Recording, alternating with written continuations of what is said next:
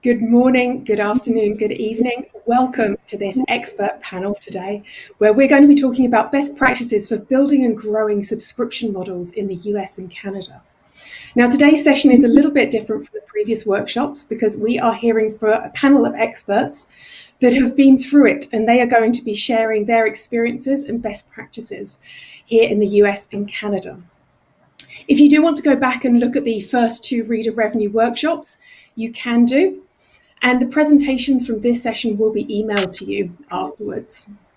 Now, please don't forget, you can ask questions just by putting any question below the video at any point during this. We'll try and get to as many of the questions as we possibly can do, but there are other ways to connect, which I'll talk about in just a second. If you would like to tweet or use social, please do. The hashtag is GNI Digital Growth. Now, let me introduce these three lovely folk below me. First of all, we have Pete Doucette, who I believe many of you have seen before. Pete is the Managing Director of Business Transformation at FTI in Boston. And up until 2018, he was the Chief Revenue Officer at the Boston Globe. So really, he has gone through it for his own publication and a number of others now as well. Then we have PJ Browning, who is the President of the Newspaper Division and Evening Post Publishing, and the publisher for Post and Courier in Charleston. And then we've got Anna Marie Menezes, who's the Vice President of Consumer Marketing at Torstar in Toronto. So thanks, guys. It's great to have you with us. Now, before we get cracking, just a reminder that we have got a Slack channel. So you should start seeing the Slack channel should be pinged underneath. So if you'd like to join that, that's being monitored by FTI Consulting right now. My name is Jodie Hopperton, and I'm going to be moderating today. What we're going to do is we're going to go through the series of presentations. If you have questions, please don't hesitate to ask. We want to make sure we get to as many as possible and that we help you guys out as much as possible with any of those burning questions, particularly as we've got this limited time, 3 people who are really experts in the field. Let's get started with Pete. Pete, please take us away. Thanks, Jodie. And good afternoon, good morning, and good evening, everyone.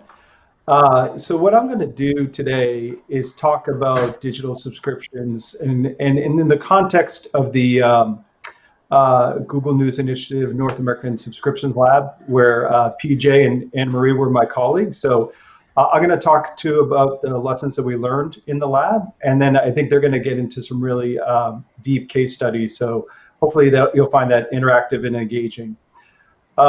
So just kicking off, we did the subscriptions lab. It was about a 1-year project with 10 publishers, and it was laser focused on reader revenue and growing digital subscriptions. So, it's a bit of a hard task, but I tried to synthesize it down into, what are the key lessons? And, I put the 5 big learnings up here on the screen, and I'll just talk about them briefly.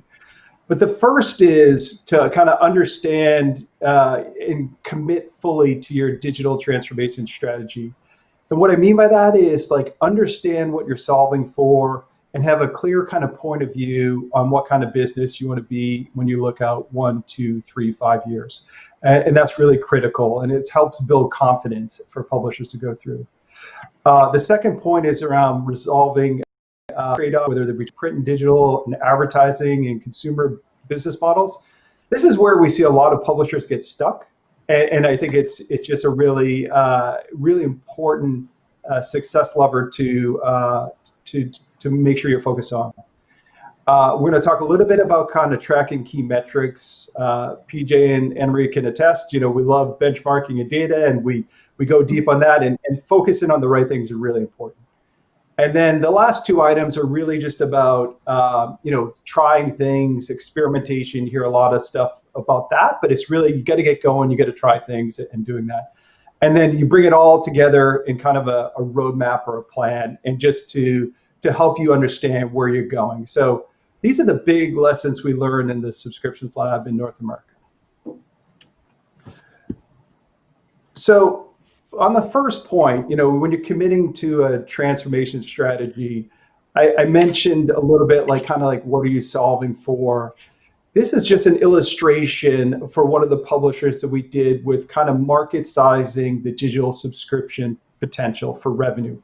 Now, there's different methodologies. There's nothing perfect. What's most important is that you do the exercise and you try and figure out what is your potential. And there's part of that exists. There's an exercise around that in the Reader Revenue Playbook. So publishers can look for that. So, this illustrates a few different techniques, whether they're kind of trending your monthly growth rate or benchmarking to best in class.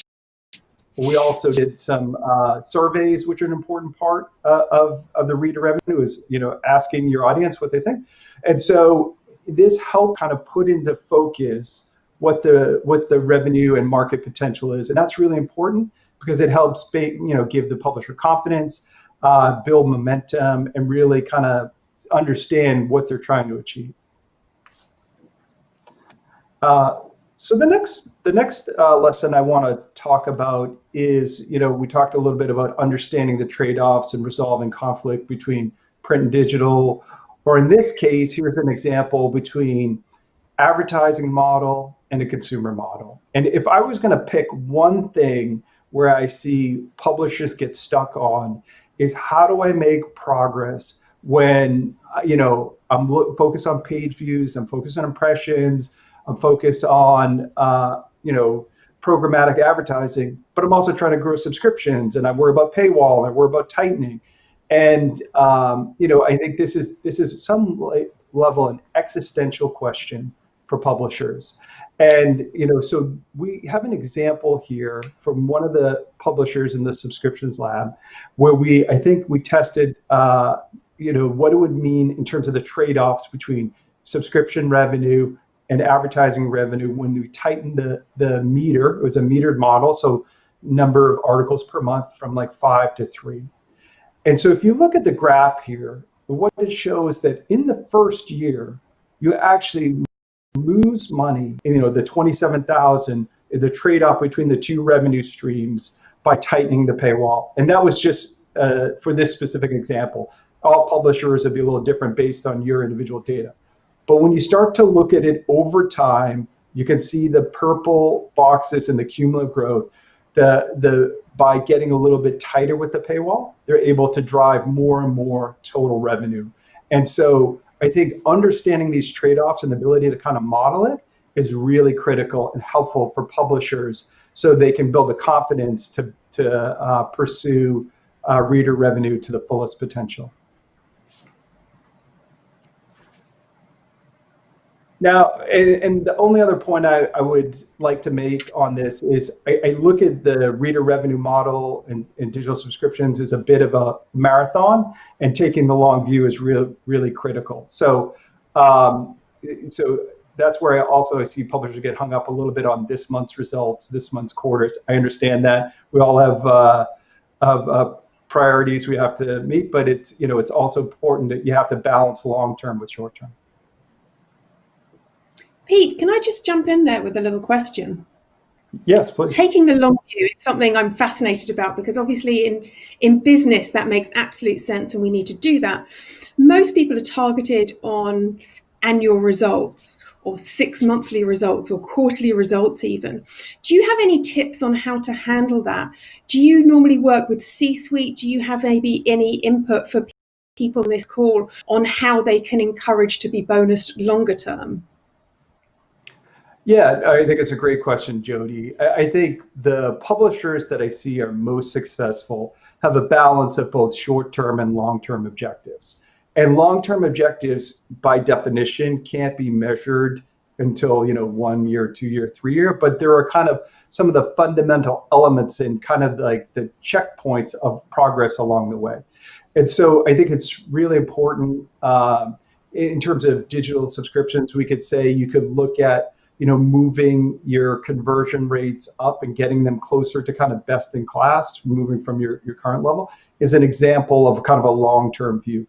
But I mean, fundamentally, every publisher has to deal with short-term pressures. And I also think what is helpful is if you can find creative ways to increase short-term results, and like maybe think about like newsletter sponsorships as a way of getting incremental digital advertising. So it puts relieves some of the pressure of having to chase page views and impressions. And so it's you have to think a little bit differently, and then you can meet your short-term targets as well as kind of build the foundations for long-term success. Great tips, thank you. Sure. And so the next lesson we talked a little bit about, and I know both PJ and Anna Marie are going to go much more into depth with some of the specific metrics, but I think is kind of bring together the digital subscription key performance metrics or KPIs into one consolidated dashboard. So I just want to say a couple things about this. One is, I think you want to have a frame of reference of what we call the buyer journey. So how do you get a visitor to be a known user, to be a subscriber, et cetera. And you want to bring what's typically, bring data and information from multiple systems into one consolidated view. And so this is an example of a dashboard that we built for the publishers in the Subscription Lab using Google Data Studio. And the reason I'm saying that is it's a very easy thing to do. It's a low-tech solution. It's an open source. And you can use a Google Sheet and put your data in there and connect it to this so you can get this, good data visualization of your metrics, the most important metrics, and you can see some of them there on the left side. And it's, even if you have to kind of hack it and do a workaround, I think it's really important to get them consolidated, and then you're looking at them in one place and over time. So it's really, really critical to be focusing on the right metrics. The one I want to highlight is the one on the lower right, which we call article count distribution. And when I was at the Boston Globe, I think if I were to pick one metric that I thought was the most important, was understanding how many articles non-subscribers read in a month. And so that's what it's trying to show. So if you have, in this case, I think it's about 82% read one article per month. I think having that knowledge and insight, because every publisher's audience is a little bit different, is really critical. And so it's if I was going to highlight just one, that's the one I would pick. Out of curiosity, Pete, that's the one that you would pick.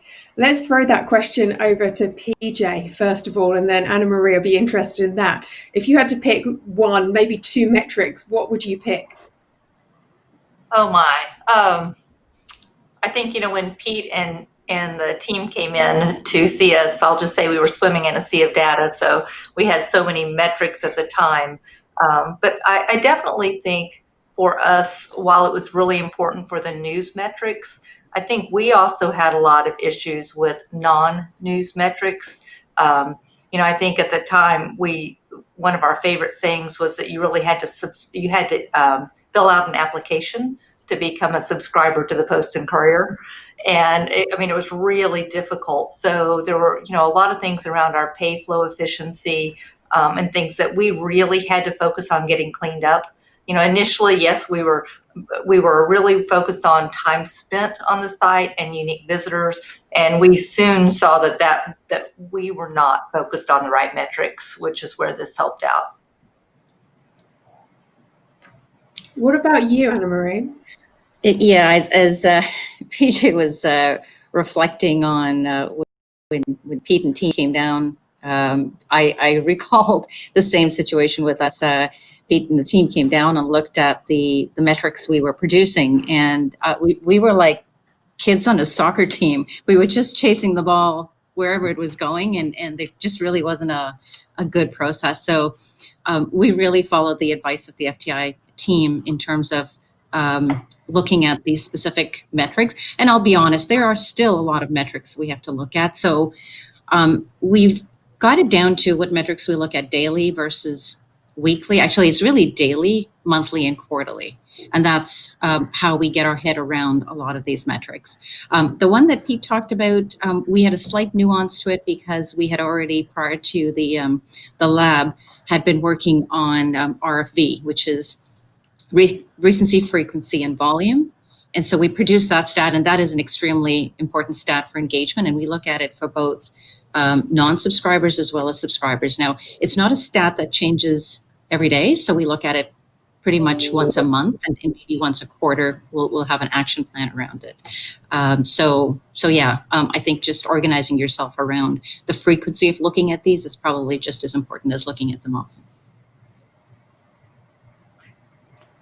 I might add to that, Okay. Pete. I know one of the things, when you came in, we certainly did, we were really hung up on engaged minutes. And I think, as we don't pay as much attention to that anymore, but I think, for us, that frequency of visit also became a more clear indicator of the willingness for people to subscribe. So, really the direction that you were able to give us to refocus on the 16 initial important metrics helped us have clarity around not throwing everything at the wall, but let's focus on these 16 metrics that help drive us. So that was really appreciated.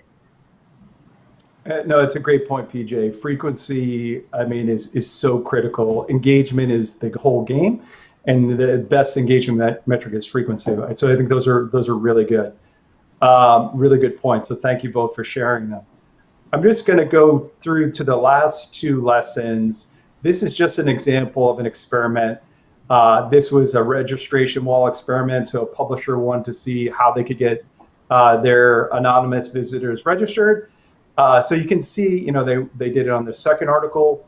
It drove, I think 62,000 registrations. It also drove some things that they weren't anticipating, like print subscriber authentication. The point here in showing this is really like, you just got to get going. You got to try new things. You don't have to, over-engineer or overthink it. It's really about building kind of the cadence of trying things on a regular basis. So, and this is just a simple structure to show how they thought about organizing their experiment. And then the last lesson we talk about is like a roadmap and kind of bringing it all together. And so we have a framework of experiments are in the 90 days. Short-term roadmap is about 6 to 12 months, and there's long-term things too. But I would encourage publishers to really think about what they can do in the next 6 to 12 months. So this was an example from the Subscriptions Lab, but it's just around focusing on key areas, whether it's lead generation, getting people to sign up for newsletters, or pay model, experimenting with the settings of the paywall, or retention, understanding involuntary versus voluntary churn. All those things are really important. But you have the lesson here is bring it all together into one plan that you can really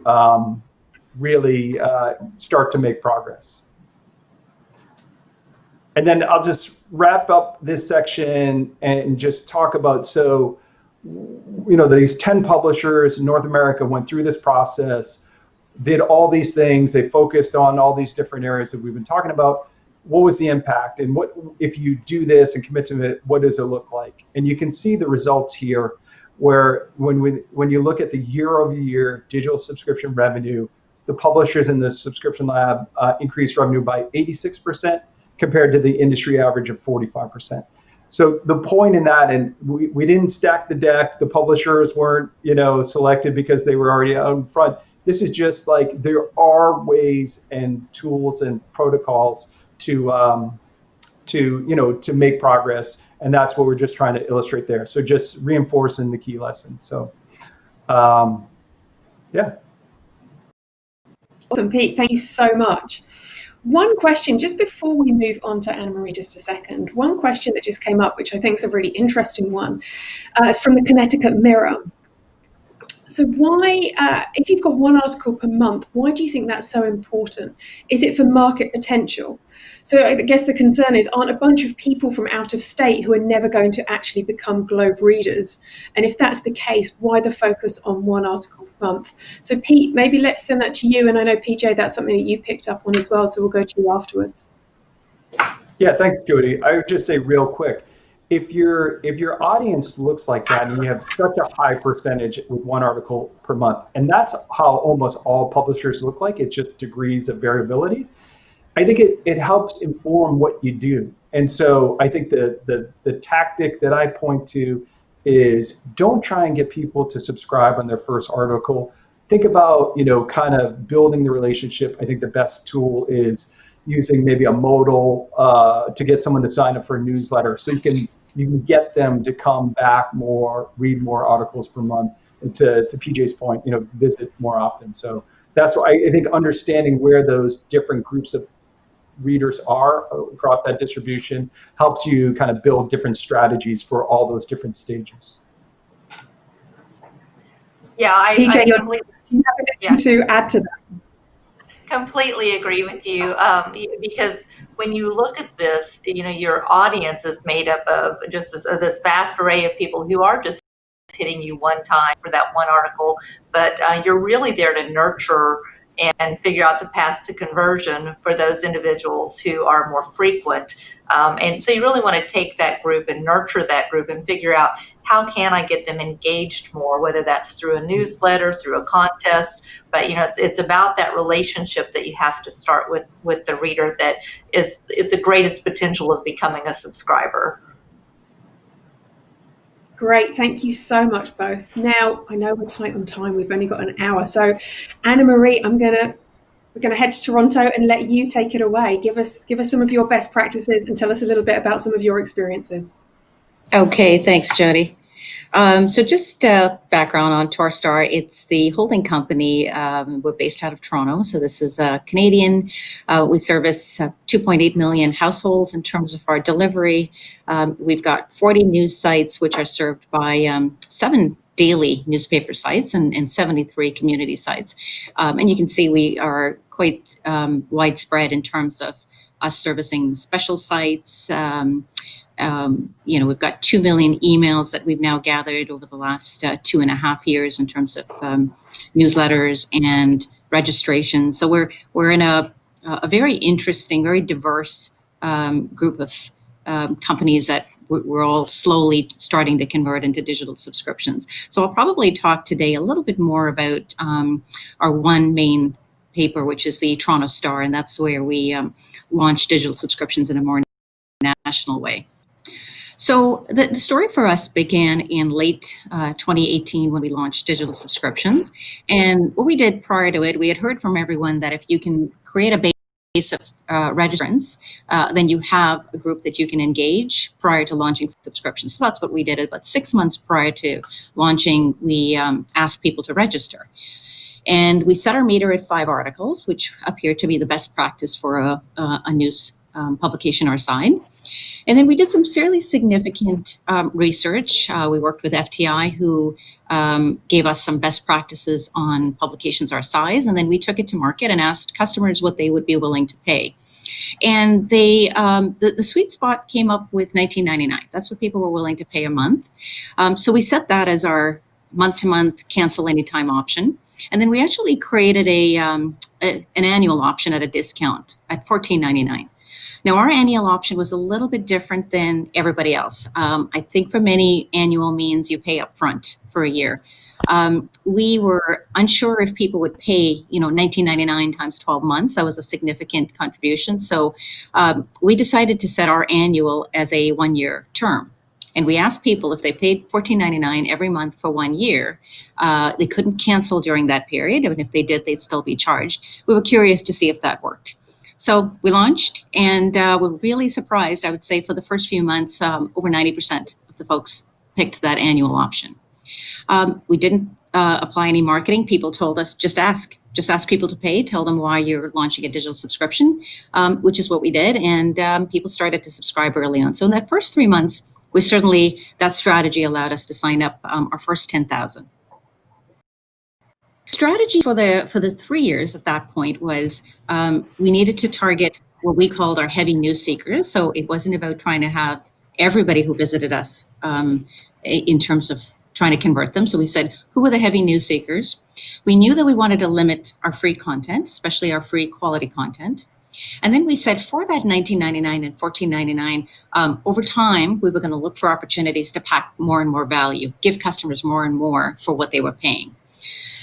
We knew that our price point and our exercise in terms of our print base was extremely important. They were contributing over half of our revenue, so we needed to protect that base. And then we said we really needed to expand. We were mainly based in one province in Canada, so we knew if we wanted to get some scale, we needed to expand nationally. So when we looked at our content over the first 3 months and looked at what was driving subscriptions, we came up with this pyramid, which we shared with our newsroom, which really said our deep investigations, which is what we were really known for, was converting very strongly. So we knew we needed to do more of those. Then our local news, everything from our local news in our major cities right down to local news in our community, we have found is very appealing for customers, and they're very highly likely to subscribe. And then after that, it was our political news, our national, provincial, and then our business, sports, and technology. And then everything else, very interesting. And what we found is everything else is what our subscribers was reading, but not necessarily what was converting customers. So I talked about looking at who our news seekers were.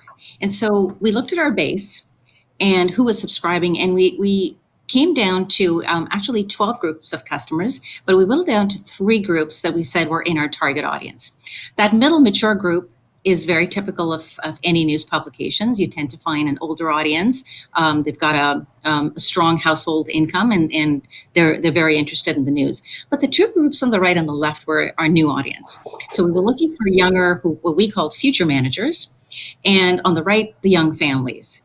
So in this particular case, our news is progressive news. So we looked at where do they live, what is their household income, what is the likelihood to subscribe, and then we wanted to make sure that these groups had good size and density in terms of where they were, their population was, and that's the group that we were very focused on targeting. But we did run into some roadblocks. So in year 2, our 5-article limit wasn't delivering the meter stop rate that the industry best practices said we should have. In fact, we were far below. And so we didn't quite understand why we were different, and notwithstanding all of everything we did. In some cases, we were trying to boost our numbers. So we would offer, we'd have these upfront mass sales every so often, but we found that they were driving some fairly significant churn when the promotional period ended. And of course, once we launched subscriptions, we weren't making it easy for people to just register. We had newsletters, but we certainly weren't asking them to register. So we weren't gaining new registrants.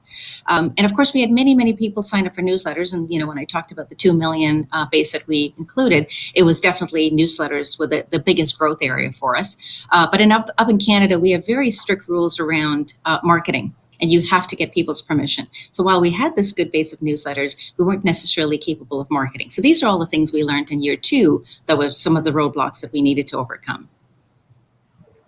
Anna Marie, a question's just come up, which sounds like a roadblock for someone else, and I was just interested to get your thoughts, or maybe from Pete and PJ. Someone's asked, so Daniel Pritchard at TNR has asked that he'd love to hear more about the lessons learned from increasing the completion rates on subscription forms. So he said some companies have everything on one page, many publishers use a multi-page process, select the rate, then the product. Have you come across, let's start with Anna Marie, seeing as you've been talking about this, have you come across any of these? Absolutely. When we first set up, we would present an offer to customers on our paywall, and then we would direct them to our shop page. They would then select either the same offer we presented, or they could see the other offers, and then they would go to the checkout. When they went to the checkout, we'd ask them to register, ask them for their email, their first name, last name, set up a password, and then we would ask them to put in the credit card information. We definitely knew that we were losing many customers along that process. I think we were losing almost 75% of our customers in that process. So we went back and we did an express checkout, where if you did get to start page, we just asked you for your email, and then we asked you to put your payment information, and we then asked for the remainder of the information after the fact. And even if they came back in the next day or the day after, that they could still continue to read. And then more recently this year, we actually even took out the shop page for many people. So if our model said you were at a high propensity to subscribe, we would just present the offer to you on our paywall, and we took you right to express checkout. And so we found that in some cases, some customers didn't need that extra view, and in other cases, they really did need to compare. So it really depended. If you were high propensity to subscribe, we would take you right and make it very frictionless. But if you were less likely to subscribe, then we introduced you to the shop page so you could see some of our other offers, so that you knew the offer we were presenting to you was actually better than some of the other offers. Oh, interesting. So you split that. Pete, I mean, you've got a really great industry view in the US. Have you got anything to add to that about best practices or different ways of splitting? How would you handle that, or what's your advice here? It's a great question, and I think Anna Marie gave some great examples. I think in a broad sense, you want to make as few steps as possible. So eliminate anything that's not completely necessary, and I think the express checkout is a good example of that. I'm a big fan of getting the email right up front in case someone abandons throughout the process. And so then you can remarket to them or do what's called like abandoned cart. The other thing I would think about, though, is so many publishers have, 50, 60, 70% of their traffic on mobile phones and mobile devices. And so if you think about it, building it for a mobile user, and you want it to be as simple as possible. And, if you can think about, mobile payment gateways, PayPal, if you can include that. And so you can reduce friction of someone having to pull out their credit card and type in the individual digits. So anything you can do to make it as simple and frictionless as possible is the most important thing. Excellent. Thanks so much.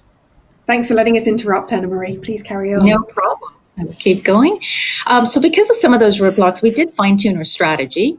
The first one was on retaining high-value customers. So we didn't want to take the approach of just bringing on customers and then worrying about retaining them after the fact. We actually put some resources and some effort into identifying any customers who came in with that high propensity and had that high RFB score that I talked about earlier. If we identify them, that's where we focus first on retaining them. And then we continue to on our strategy of not giving away our content for free, but we reduced it even further. So we had the 5-article meter. We actually introduced, on top of that, we also introduced a hard lock paywall. So if there was an article that was very exclusive, that we knew was more likely to drive subscriptions, we immediately locked the article. So right now we actually have a hybrid paywall, which is a combination of both. And that's definitely, you really have to think about your own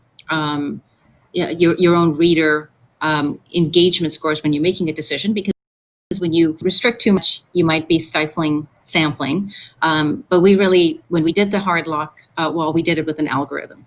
So we looked at the content that was most likely to subscribe, and we only locked those articles. So I'd say on average, we're probably locking anywhere from 2 to 4% on top of our paywall.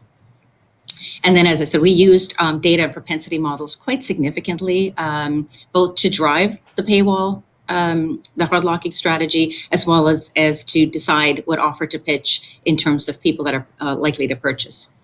And then the last thing we've started to realize is if we were going to do these things, if we were going to start locking more content, we needed to start filling the top of the funnel, and that became very important. And I mentioned scale in terms of expansion earlier, but this was not even just expanding outside of our typical area. We needed to fill the funnel even within our own province where our brand was better known. Anna Marie, just another question that's come in that relates to some of the content that I just wanted to pick up on. It's come from Don at the Albuquerque Journal. He was really interested in the fact that opinion drives habit, but not subscription sales.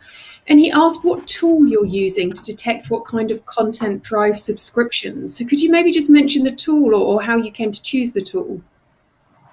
It is our data team that's using basically, I couldn't answer what physical tool that the data team's using. I can certainly get that information if someone's curious. But what they looked at is all of the content. They actually looked at our content over a period of 2 years to see what drove the highest engagement. And the interesting thing is that our opinion pieces did actually come up with something that's very highly engaging, but when it came to subscriptions, we didn't find that they were necessarily converting. It was our investigations that was converting. So that was one of those learnings that we didn't anticipate. We had actually even put our opinion pieces higher up on our homepage, and now we're gonna think about, do we move them further down, because that's not the first thing people are subscribing. So it really is just algorithms. It's our data teams using algorithms and data models in order to look at content, and they look at not just the topics, but they look at the words used in an article. So it's quite sophisticated in terms of how those algorithms are put together. And so I'm not the expert on that topic, but I can certainly, if someone's interested, help them out by hooking them up with the right people in our group. Yeah. Thanks so much. We appreciate that. So as I said, we were really focused on these high value customers. So I thought I would just share something we were really very concerned about, which was churn. So I mentioned that in the early days, in order to hit our numbers, if we weren't organically reaching our budgets, we would have sales. We'd have a sale maybe once a quarter. And you can see in the early years, and I think the numbers are quite small here, but we really started this back in January of 2019. Our churn was anywhere from 5 to 6% a month.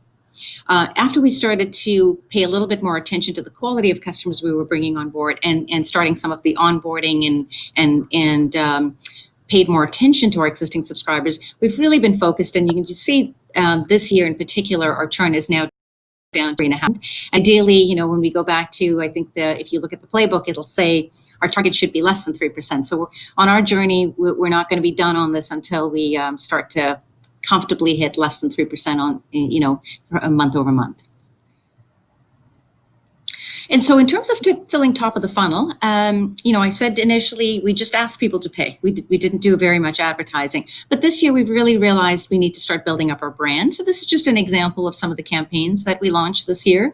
We took content that we had been writing about and we were known for, and that was converting, and we turned them into ad campaigns. So these are sort of billboard ads, but we also created videos and put them on social. And so it's just an example of us now really looking to fill the top of the funnel with some branding.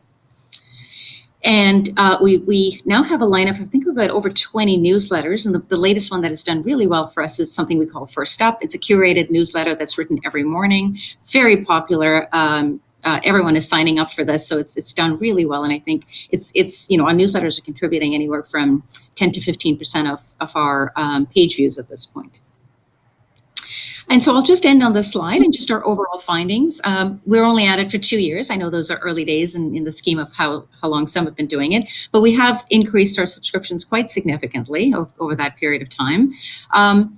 Because of our hard lock paywall and our meter paywall combined, half our subscriptions are actually coming from our exclusive and our unique stories that we're locking.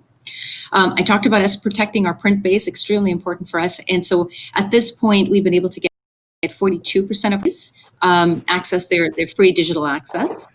And again, we've been very focused on newsletters. We aren't driving as many registrations yet, but we're going to be looking at how we can bring back more opportunities for people to register.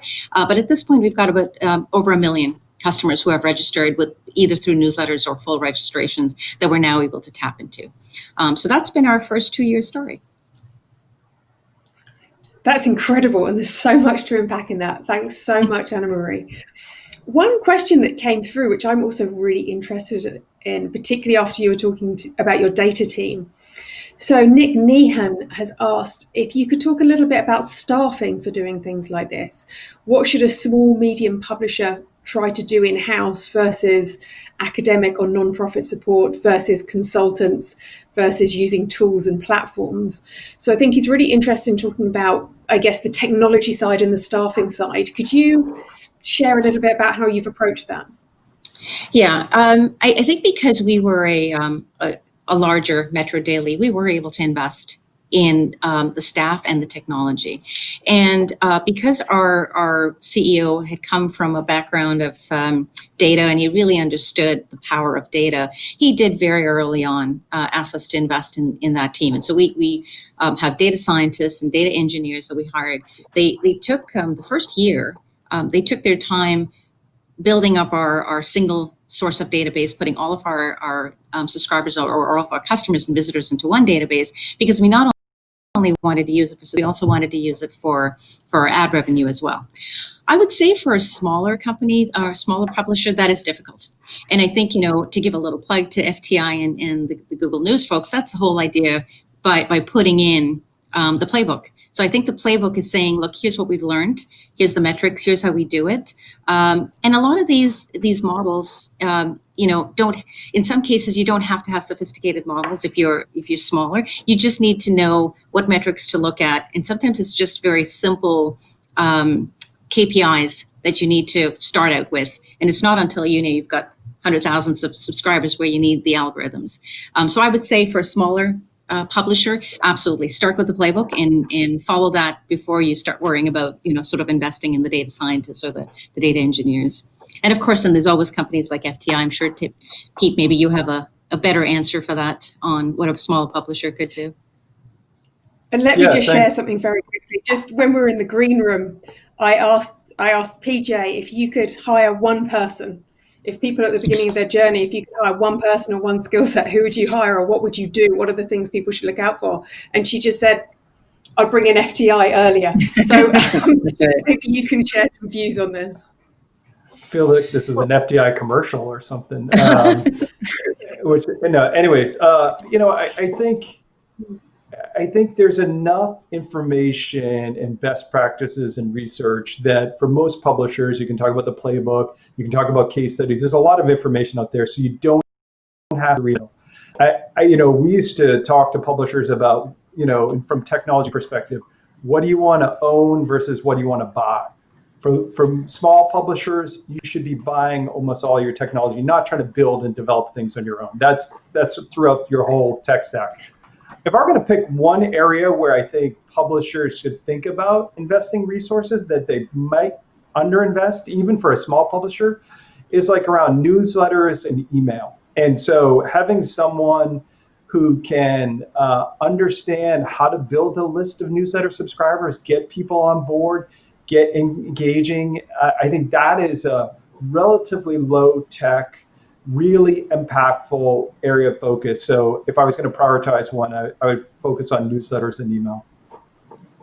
Okay. Okay, that's really helpful. Thanks. And I think this is probably another good time to mention that there is actually a Google GNI reader revenue playbook that's available online, and we'll try and get a link posted to that. But that's a really good place to start for those at the beginning of the journey. So, Anne-Marie, thank you so much. I'm sure you're going to have some more to add as we go through.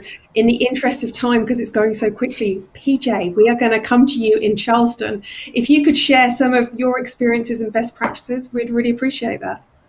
All right, thank you so much. And I will just kind of recap that whole tech stack discussion is one that Pete knows we had a lot of challenges, but I do think that there are several of your CMS companies coming along now that really can get the data that you need based on that playbook to really work around. So I'm encouraged for small and medium-sized publishers, and happy to talk to anybody offline about that. So I get to set the stage for the Post and Courier, and let me just give you a little bit of background for those of you that don't know us. We are a daily newspaper based in Charleston, South Carolina, and we've been locally owned and operated since 1803.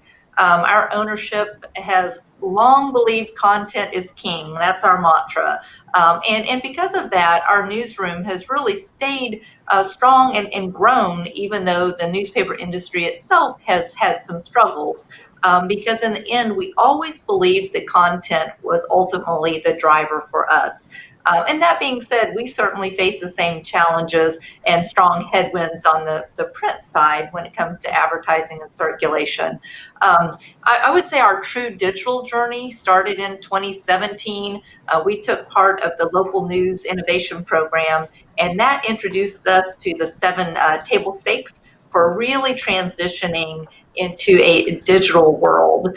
And it was probably the most frustrating conference I have ever attended, because all of a sudden it was, our future depended on digital. And as I told the team, you go to conferences and you come back and you put the book on the shelf. Well, this was not one of those times. You had to keep that book open, and it was literally our future. So that's our Bible, and I'm sticking to it. But that led us to the opportunity to join the GNI News Innovation Subscriptions Lab, and I will tell you we've had a relentless focus on that. Okay, so what has that meant to us? Just to set a baseline for you, and I love this slide, but you can see we were where we started, and we were having these little bumps, little gains, hard-fought wins. But once we joined the subscriptions lab, you can see today we're actually above this. We're at 12,400. So the fun thing about this is the number of digital subscribers that come in daily, because we feel like we now know what we're doing. And our goal at the end of this budget year is to hit 20,000, and I'll tell you how at the end we hope to do that through some expansions. Okay, so organizational alignment. This I think is really important. We determined really early on that our newsroom had to be central to growing our digital audience revenue. And I will tell you, this was a big discussion we had, and I think we were probably unlike most publishers in the U.S. As we talked about this. We put the responsibility for strategy and tactics and revenue squarely on the shoulders of our executive editor, and we really needed him to understand everything of why passive churn was too high and how to set revenue goals. And I will tell you, when I look back on this decision, I really think the most important decision that we made as an organization. And the reason I say that is it immediately engaged our newsroom. And I think culturally, the shift to a digital audience discussion with the journalist became so much easier. We had to have their buy-in from the beginning. And that being said, all of our leadership team, everyone is involved in this. And I will tell you that as we saw digital audience revenue clearly emerge as a key area of focus for us, we really began to align our whole organization around that mission. And I believe, as president and publisher, one of the most important things was to have a compelling and a very clear mission. And I think from the very beginning, I wanted to help create and establish a very clear North Star, and that was we needed to be able to pay for our newsroom with digital audience revenue. And that's our goal. It was then, it is today, and I have a feeling it will be in the next few years. So key lessons learned, with our alignment to the newsroom, we, kind of like Anna Marie said, we focused our journalists on really high interest and converting topics. So there were types of journalism that we stopped. And this was a whole, that whole culture buy-in, but we really worked on, business, real estate, growth and development, affordable housing. Our projects reports were all really, really important to us. And we took control of that process. And you've heard a lot about newsletters. We hired a newsletter editor, and understanding that top of the funnel charge was really important to us. And the newsletter editor was a real important component to that. I would say our journalists embraced their role immediately because really all of a sudden the pitch is that they're in more control of their destiny than before, because they're directly tied to that digital subscription. And again, as you've heard us talk on this session, certainly content is absolutely a critical piece of that puzzle, but it does take a lot more. Despite all those hard-fought gains and the cultural shifts, we needed to be able to tackle the technical and structural deficiencies that we had, and that was everything from checkout friction, credit card churn, our meter settings, and really a lack of marketing muscle and strategies. And I think especially that was as it was tied to email marketing. Email marketing for us, we believe, will make up at least 40% of our acquisitions in the coming year. So it's a big piece for us. All right, I want to share a couple of case studies. We'll talk overall impact at the end of the presentation, but we saw big results this year by aggressively testing new strategies to determine what would best drive our overall number of subscriptions, our total revenue, then our ARPU, or average rate per user. And I'm just going to highlight 2 case studies that I think help drive these numbers. So the first one was our decision to launch 2 editions of our website, postandcourier.com. A frequent complaint from readers is the difficulty they have keeping up with the news cycle and finding the most important news of the day online. So, you move from that river of news style homepage to an editor curated twice a day editioning strategy. And of course, unless there's breaking news, and then all the rules go out. But what we were trying to do is drive the habit among our readers to know that twice a day editioning was there. And we knew if we were to be successful, we need to see more readers returning to our site more often throughout the day and consuming more of our news. So I thought it was a really good test for us. So what we find out, the results exceeded our expectations. We saw significant increases in the number of daily unique visitors during the hour we heavily promoted our 2 editions. So we also saw same-day visitors increase by more than 5%. And we felt like this was a critical win because of how strict and tight we have our meter set. The more non-paying customers returning to the site, the more they will experience our meter, and they're going to see that call to subscribe. We've got to ask them to subscribe. Our current meter is set 2 views per 45 days, with a couple of segments being 1 every 45 days. The next case study that I'll just talk about is COVID registration. Obviously COVID has driven huge traffic and subscription increases for many publishers.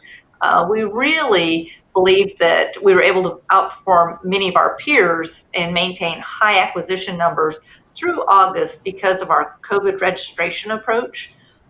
We started out by offering all of our COVID content for free.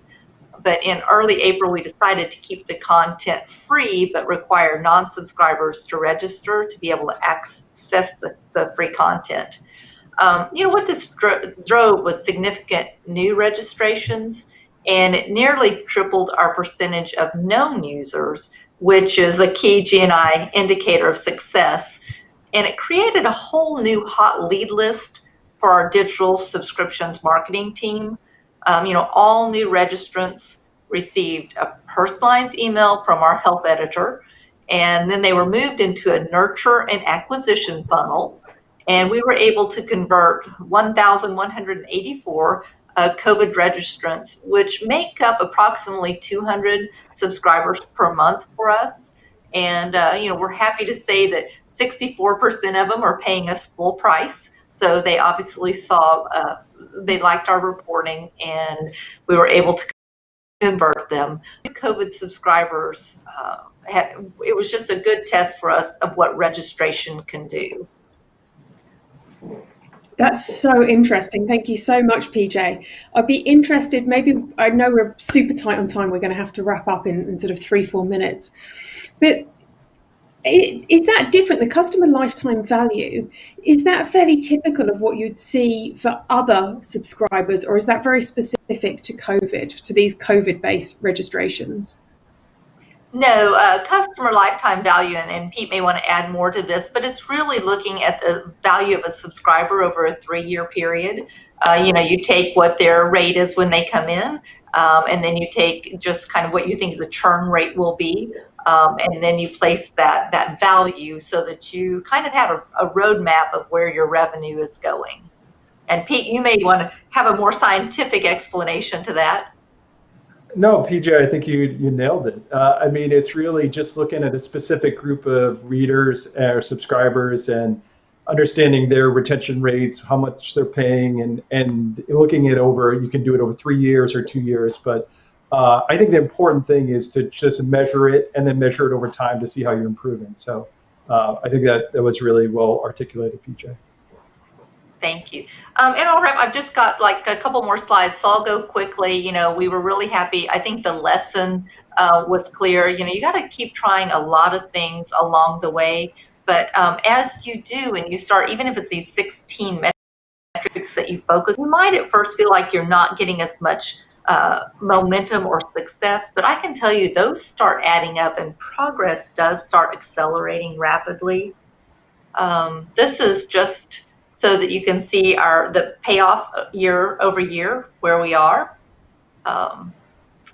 And then I promised at the end, I'm going to go ahead and go to the last slide, where our goal is to come in at 20,000 digital subscribers for the end of the year, is that we really have tried to scale this, and we have expanded into Greenville, South Carolina, Columbia, South Carolina, and Myrtle Beach, South Carolina, with our digital subscriptions model. And because of what we've learned through the subscriptions lab, we believe that this will make up, 30% is our target, that this will make up 30% of that audience base and over 22% of the revenue. So we're really excited to expand within the state of South Carolina. And with that, I know we've probably got time for a few questions. I think we're almost at wrap-up time, but there's so much to unpack, and I know there's so many questions coming through, so sorry we haven't been able to get to everyone. The one question which we've only got a couple of minutes for, but I'm very interested in, that actually came from Karen in Pickering at the Northwest Horse Source, and she's asked, how do you all protect your print base? So PJ, as you've been talking, maybe you can take us through how you've approached that. Yeah, and I don't know what but I will tell you to some degree, some of it's just a separate base. But that base that is the same for us, the price that we've charged is comparable to if you were to get a printed edition. So I think the pricing model is very important. But I will tell you overall, our overlap is probably 6%.